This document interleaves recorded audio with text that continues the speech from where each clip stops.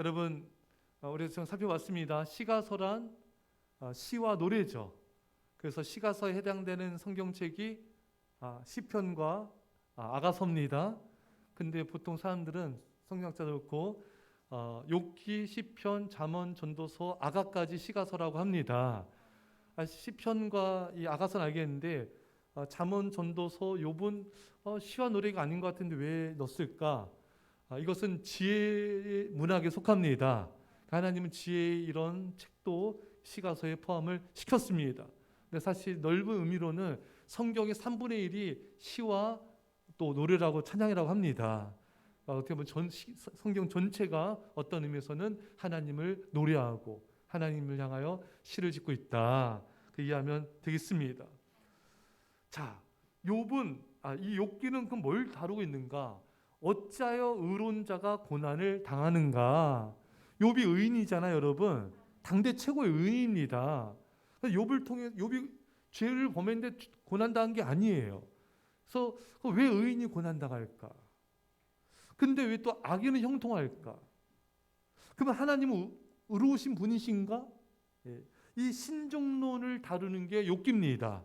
신정론이란 제가 좀 전에 방금 설명했듯이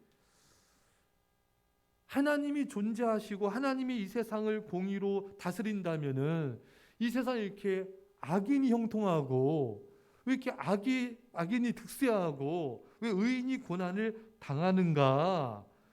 하나님이 공의로 행하시는 게 맞는 것인가? 이것을 다루는 신학적인 입장이 신정론입니다. 욥기는 바로 그것을 다루고 있는 것입니다. 자, 욥은 어느 시대 사람인가? 욥기는 우리가 이 성경 중간에 있으니까 뭐 한참 뒤가 아니라 욥기는 족장 시대, 아브라함, 이삭, 야곱처럼 이런 족장 시대의 사람으로 보고 있습니다. 그러니까 아브라함이 BC 2000년대 사람이잖아요, 여러분. BC 2000년에서 또 그 뒤로의 그 정도의 시기이다 보고 있습니다. 자, 그러니까 욥기는 한마디로 이거예요. 욥이 고난을 당했습니다. 세 명의 친구들이 왔죠. 엘리바스, 또 빌다, 또 소발이 와서 또 욥을 위로한다고 처음에 왔는데 위로하다가 대판 싸워요. 그렇죠, 여러분? 욥이 상처를 너무 받아요. 또 한 명 어떤 친구는 욥의 자녀가 죽었잖아요. 욥의 자녀들이 죄를 져서 이렇게 된 거다. 이게 할 말입니까, 여러분? 이게 할 말이 아니에요, 여러분. 그러니까 너무 이 친구들은 정말 예의가 없어, 예의가. 정말 너무하지 않습니까, 여러분? 욥을 너무나 마음을 뒤집어 놓는 거예요. 그래서 이렇게 욥과 이 세 명의 친구가 한 명이 욥이 말하면 또 친구가 대답하고 또 말하면 또 대답하고 계속 이렇게 논쟁하는 것이 세 차례 나옵니다. 욥이 전체적인 내용이 다 그러하죠. 자, 근데 이 친구들은 왜 이렇게 욥에게 비난을 하고 있는가? 이들은 그 당시에 이런 세계관이죠. 인과응보의 세계관에 이렇게 쩌들어 있는 거예요. 그러니까 욥이 네가 죄를 범해서 이렇게 어려움을 당한 거다. 네가 알지 못한 또 죄가 있을 거다. 너가 회개된다. 이렇게만 이제 말을 하는 거예요. 그러니까 욥이 굉장히 상처를 받고 굉장히 마음이 어려워졌던 것입니다. 자, 근데 욥기는 뭘 말하고 있냐면은 하나님의 섭리는 그게 단순한 게 아니다. 그냥 인과응보, 이렇게 죄 졌으니까 이렇게 고통당한다. 이런 측면만 있는 것이 결코 아니다. 그러니까 욥의 세 친구는 너무나 단순한 거예요. 사람이 이렇게 너무 단순하면 안 돼요. 그 단순한 무식함으로 가면 안 됩니다. 사람이 하나님의 뜻을 행함에 있어서 단순해야 되고 그 대신 지혜로워야 됩니다. 그러니까 이렇게 하나만 아는 사람이 제일 무서운 사람이에요. 하나님의 뜻은 여러 가지거든요, 여러분. 하나님의 섭리는 다양한 겁니다. 근데 내가 아는 게 전부인 거예요. 사람이 하나님에 대해서 잘 모르고 지혜가 없으면요, 내가 아는 게 전부예요. 이 사람은 외골수로 빠집니다. 굉장히 위험해지는 거예요. 욥의 친구들이 바로 그랬습니다. 자, 또 이 욥기가 다루는 건 뭐냐면은 우리가 나중에 다시 한번 보겠지만 이게 하나님에 대한 의문이 많지 않습니까, 여러분? 하나님이 선하시면 왜 이렇게 공의로우시면 왜 이렇게 세상에 의인이 고통을 당하고 이렇게 고통을 당하고 이렇게 벌을 받고 악인들은 잘 사고 이 정말 하나님 공의롭습니까? 이런 계속 질문들을 그런 내용들을 가지고 욥도 그렇고 이렇게 말하지 않습니까, 여러분? 이런 질문이 웃기는 거지. 이거 하나님의 주권을 인정하지 않는 거예요. 그러니까 욥기는 어찌 보면 하나님의 주권을 인정한 책이다. 욥이 처음에 고백했던 그 고백도 나갔어야 돼요. 욥이 그 환난 당했을 때 주신 자도 여호와시오 취하신 자도 여호와시니 여호와 이름의 찬송을 받으실지니이다. 이 모든 고난을 하나님 주신 겁니다. 주권 인정하잖아요. 그럼 그대로 갔었어야죠. 근데 몇 개월 동안 이렇게 아팠거든요. 환난은 극해지고 아프고 친구들 비난하고 아내도 비난하고 죽으라고 하고 이러니까 사람이 견디기가 힘들어지는 거예요. 그러니까 계속 마음이 아프고 몸도 아프고 힘들어지니까 하나님께 계속 이렇게 따지고 싶은 거예요. 하나님 왜 저렇게 만드셨는데 왜 저렇게 죽이십니까? 왜 저게 이런 고난을 주십니까? 계속 하나님께 이런 그런 마음을 가지고 계속 하나님께 따지고 묻게 되고 이런 하나님에 대한 그런 마음들을 이렇게 고백하니까 하나님이 이제 나중에 우리 결론 자세히 보겠지만 이 세상을 창조한 분이 누구시냐? 나다 나. 내가 창조했다. 네가 거기 있었느냐? 네가 내가 세계 창조할 때 거기 있었냐? 없지 않았느냐? 네가 구름의 수를 알고 이 세상에 돌아가는 원리를 네가 아느냐? 우주의 법칙을 아느냐? 모르지 않느냐? 근데 네가 어찌 뭘 아는 것처럼 나에게 따질 수가 있단 말이냐? 넌 그런 존재가 아니다. 이 온 우주의 주관자는 여호와 하나님이시다. 하나님의 주권을 인정하라 이거예요. 우리는 왜 이런 일이 생겼을까? 왜 그랬을까? 자꾸 우리는 그런 의문점을 갖잖아요. 그 마음이 힘들어지는 거예요. 신앙이 안 자라는 거예요. 인생이 고통스러워지는 거예요. 그러지 말라는 거예요. 네가 몰라도 하나님의 주권을 인정하라. 그게 바로 욥기의 핵심인 것입니다. 욥기의 히브리 제목은 이욥입니다. 욥의 이름을 따서 붙인 거예요. 이욥. 자, 이게 그 아람어 아바에서 파생된 것으로 봤을 때는 회개하는 자라는 뜻이 있습니다. 욥이란 말은 여러분. 또 히브리어에서 파생된 것으로 볼 경우에는 박해받는 자라고 볼 수 있습니다.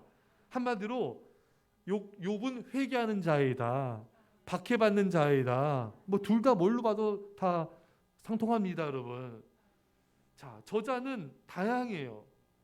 이 욥기의 저자는 욥으로 보는 견해도 있고 또 모세로 보는 경우도 있고 또 예레미야로 보는 경우도 있고 좀 다양한데 정확히는 알지 못합니다.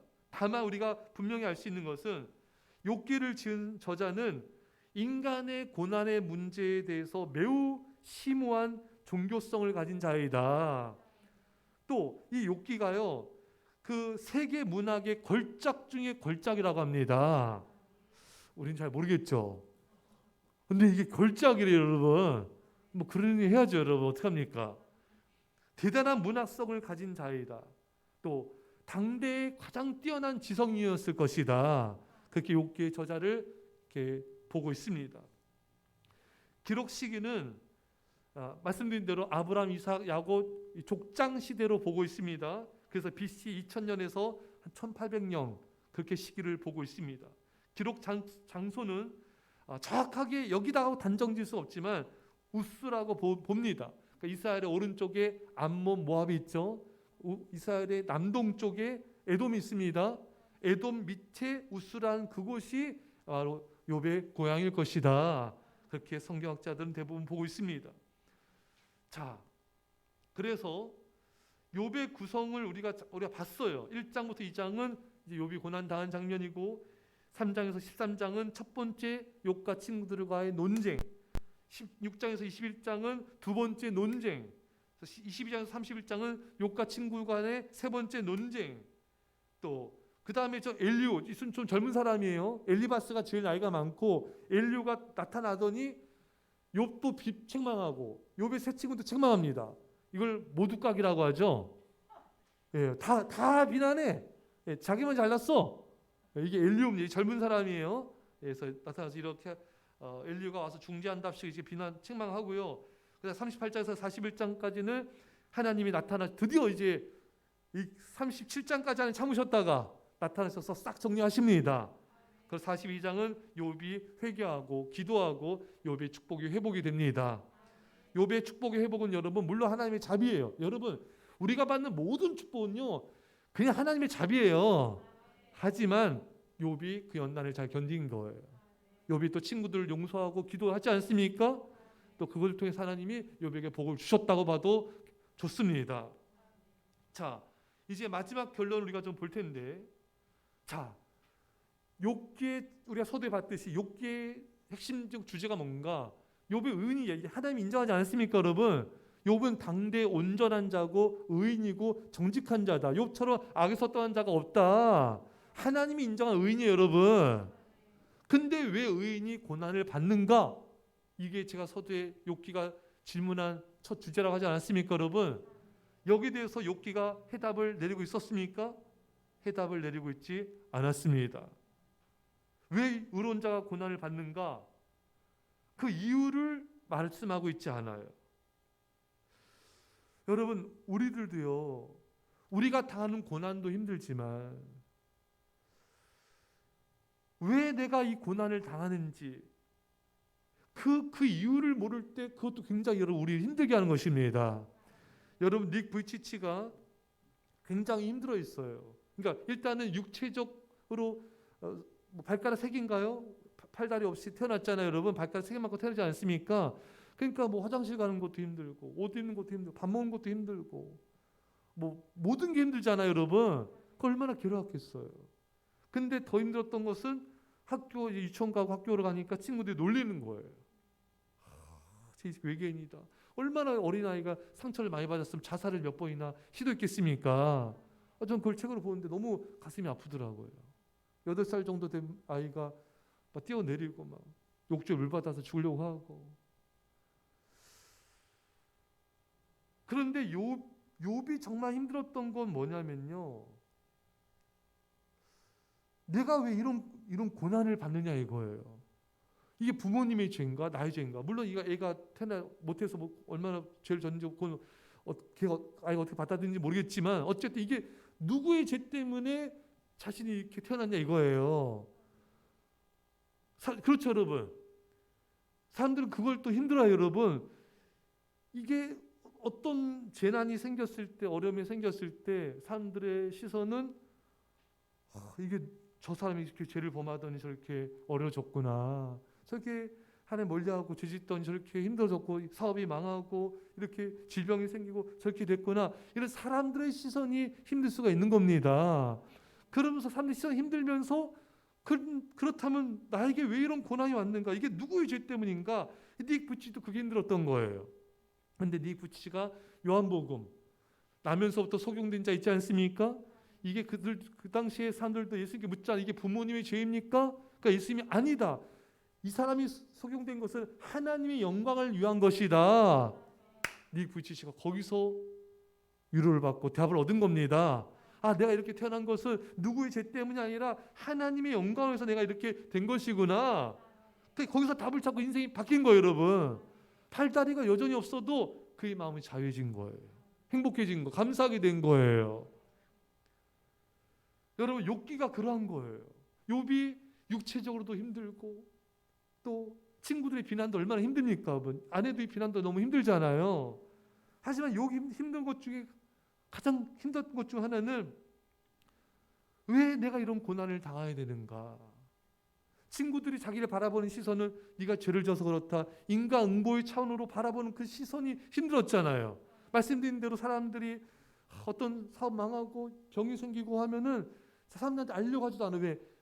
이게 내가 잘못 믿어서 그런가? 내가 죄 져서 그런가? 물론 그런 면도 있습니다, 여러분. 죄로 인해서 고난과 환난이 오고 육체적 질병이 오기도 합니다. 하지만 그게 전부가 아니에요, 여러분. 죄로 인해서 모든 게 다 생긴 게 아니에요. 근데 사람들의 시선은 그렇게 바라보는 경우가 있다는 것입니다. 욥의 친구들이 그랬습니다. 욥의 친구들이 그 당시에 사람들이 다 이런 세계관을 갖고 있었던 거예요. 죄를 보면서 그게 된 것이다. 근데 하나님은 그게 아니라는 것입니다, 여러분. 죄로 인한 것일 수도 있지만 이것은 하나님의 여러 가지 뜻이 있고 섭리가 그 안에 담겨져 있을 수가 있는 것입니다. 그래서 하나님은 지금 우리에게 그걸 말씀하고 있어요. 고난의 원인을 찾는데 애쓰지 말아라. 그런 사람이 과거 지향적이 됩니다. 내가 무슨 죄를 지어서, 내가 그때 왜 죄를 지었지 후회하게 되는 거예요. 여러분, 돌이킬 수 없는 과거에 초점을 맞추면 사람이 좌절하게 되고 후회하게 되고 한탄하게 되는 것입니다. 욥의 친구들이 계속 욥에게 네가 죄를 지어서 그렇게 된 거야. 과거에 초점 맞춰서 욥을 괴롭힌 겁니다. 설령 여러분 과거에 죄를 저질렀을지라도 이제는 돌이킬 수 없지 않습니까, 여러분? 돌이킬 수 없는 과거 이야기를 가지고 사람을 괴롭혀서는 안 되는 거예요. 여러분, 지난 과거 이야기를 이제 사람들에게 하지 마십시오. 현재에 감사하고 미래의 소망을 말해야 됩니다. 감사하다. 저 오늘 산을 걸으면서도 감사하다. 순간순간 감사해야 돼요. 그리고 하나님이 축복하실 거야. 미래에 대한 소망을 선포하셔야 돼요. 하나님께서 인도하실 거야. 하나님께서 역사하실 거야.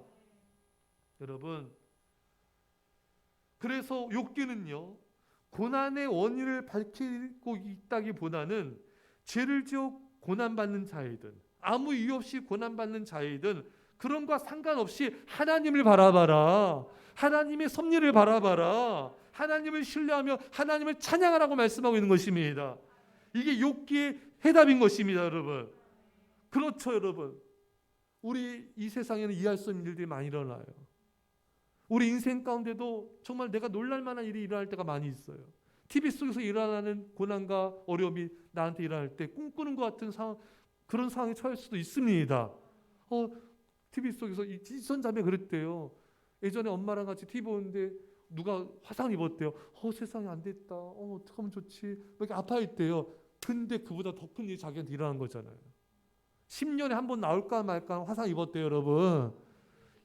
대수술 10번 이상 했다고 합니다, 여러분. 그 고통과 그 아픔은 이루 다 말로 할 수 없잖아요, 여러분. 그러니까 TV 속에서 일어나는 일이 자기 일어날 줄은 상상도 못한 거예요. 우리 모두가 여러분 마찬가지입니다. TV 속에서 보던 일들이 내게도 일어나는 거예요. 그때 우리는 당황을 하게 돼요. 왜 이런 일이 일어났지?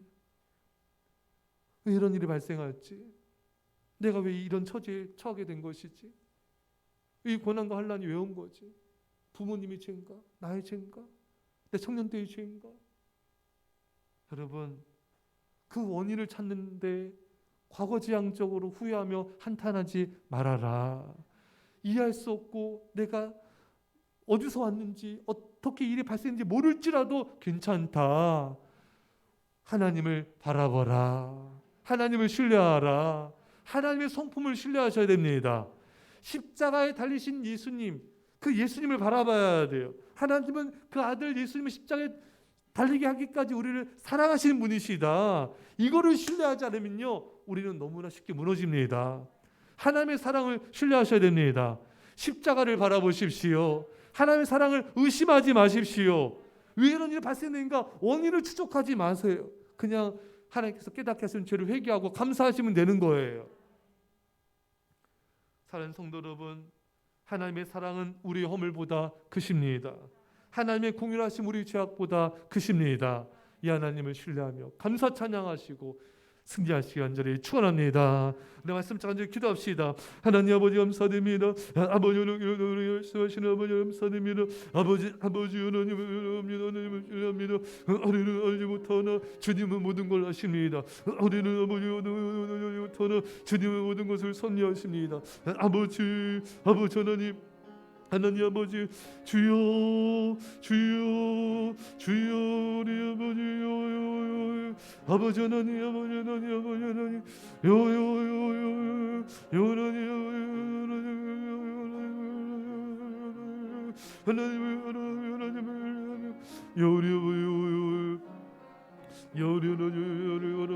예수님을 바라보기 없어서 예수님만을 없어서 아버지 하나님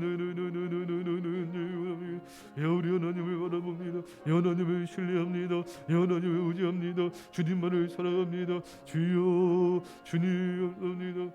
주님 기도하겠습니다. 하나님 아버지, 우리가 이해할 수 없는 일들을 만날 때 아버지 과거 지향적인 후회한 자, 과거를 바라본 자가 되지 않게 하여 주시고 탄식한 자가 되지 않게 하여 주시고 제 원인을 추적하기보다는 하나님을 신뢰하며 미래의 소망을 가지고 믿음으로 선포하며 감사한 자가 되게 하여 주옵소서. 이해할 수 없을지라도 하나님은 모든 것을 당신의 섭리 가운데 사랑으로 행하신 줄 믿습니다. 조금도 의심하지 말게 하여 주시고 십자가를 바라보며 감사 찬양하로 승리하게 하여 주옵소서. 하나님의 침묵을 외면으로 받지 않게 하여 주시고 오해하지 않게 하여 주시고 십자가에 달리기까지 우리를 사랑하신 그 예수의 사랑을 바라보면서 감사로 승리케 하심을 감사합니다. 모든 영광 주님께 돌리며 이제 예수 그리스도의 십자가 은혜 아버지 놀라우신 사랑하심과 성령의 교통하심이 사랑하는 제 백성들과 이 사랑교와 이민절반 가운데 별의 땅과 요원들과 전 세계 교회 가운데 지금부터 영원토록 함께 할지어다. 아멘.